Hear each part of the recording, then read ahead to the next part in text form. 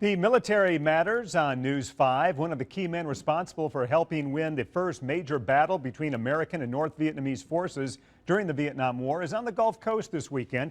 Retired Army Colonel Tony Nadal speaks with News 5's Bill Riles about that battle, the book and movie written about it, and about serving with the man who led American forces, General Hal Moore. Tony Nadal was with 77 other members of the West Point class of 1958 at a reunion in Orange Beach. He would go on to become a young Special Forces officer and lead a rifle company in the Battle of the Ia Drang Valley, what is now known as Landing Zone, or LZ, X-ray. I'd lost a lot of soldiers at the Battle of X-ray, people I care deeply about. November 1965, that first fight between a small U.S. force and an overwhelming number of North Vietnamese Army regulars was made famous through a book by reporter Joe Galloway and the leader of that battle, Colonel Hal Moore, We Were Soldiers Once and Young. A 2002 movie starring Mel Gibson followed.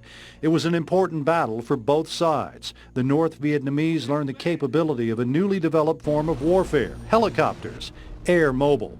This was the Army's first air mobile division, with great capability to pick up and move long distances. The North Vietnamese also figured out they could escape and regroup across the border in Cambodia, and the American soldiers wouldn't follow. It is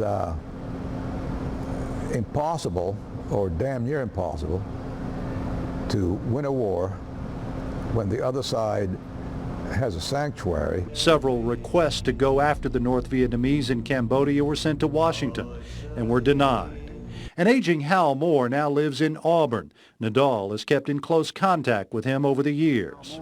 Hal Moore is without a doubt the best soldier I've ever served under. Nadal says Moore was perhaps the most effective leader in Vietnam at finding the enemy. Just getting your butt out there and seeing for yourself what was happening was one of his fortes. As for the movie, Nadal says it's about 75% accurate. And it portrayed the American soldier in I think, a fair light. I mean, our guys, I've talked about the North Vietnamese, but so our guys were also tough and well-trained. Tony Nadal served 3 tours during the Vietnam War, but he's gone back to that country twice since the war ended, where he met the men he once fought against. We'll tell you about that story coming up tomorrow night. Bill Riles, News 5.